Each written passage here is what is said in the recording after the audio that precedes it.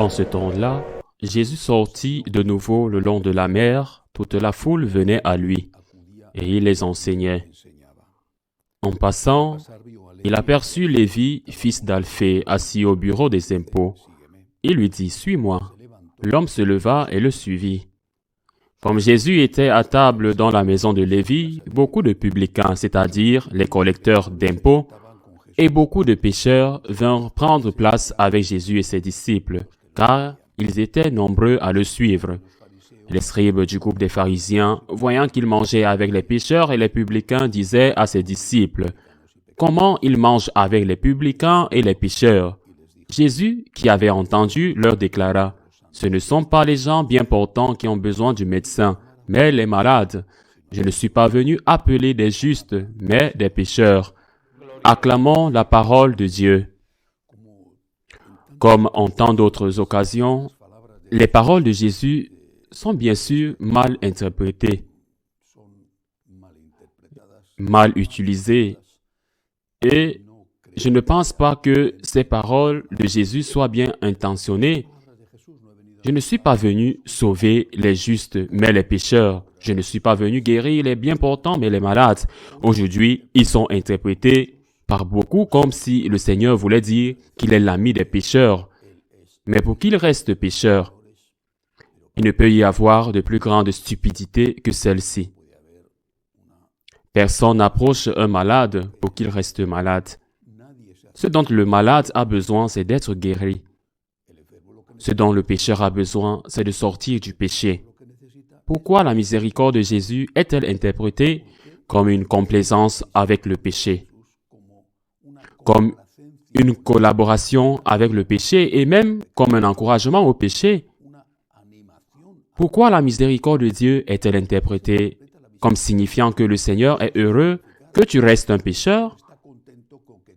Nous avons atteint ce niveau d'absurdité et de folie. Bien sûr que le Seigneur est venu chercher les pécheurs. Que deviendrait chacun d'entre nous si ce n'était pas le cas? Bien sûr que le Seigneur est le Dieu de la miséricorde. Chacun de nous, nous sommes tous pécheurs et nous avons tous besoin de la miséricorde de Dieu. Tous, sans exception. Il y aura des péchés plus graves que d'autres. Il n'y a pas de doute. Mais nous sommes tous pécheurs. Même les péchés véniels, nous sommes tous pécheurs. Nous avons tous besoin de la miséricorde de Dieu. Mais si nous en avons besoin, ce n'est pas pour continuer à être pécheurs, mais avec l'aide de Dieu, avec sa grâce, pour essayer d'être moins pécheurs ou de cesser d'être pécheurs. Et la première condition, les médecins le savent parfaitement. Et je pense que nous le savons tous, même si nous ne sommes pas médecins. La première condition pour vous guérir, c'est le diagnostic. Lorsque vous allez chez le médecin, parce que vous avez mal ou parce que vous avez un symptôme, vous ne savez généralement pas de quoi il s'agit. C'est le spécialiste, le médecin qui interprète le symptôme. Peut-être à l'aide de certaines techniques, une radiographie, une échographie, peu importe qui interprète, qui sait comment lire les symptômes et qui dit, à juste titre dans de nombreux cas, que vous avez ce problème.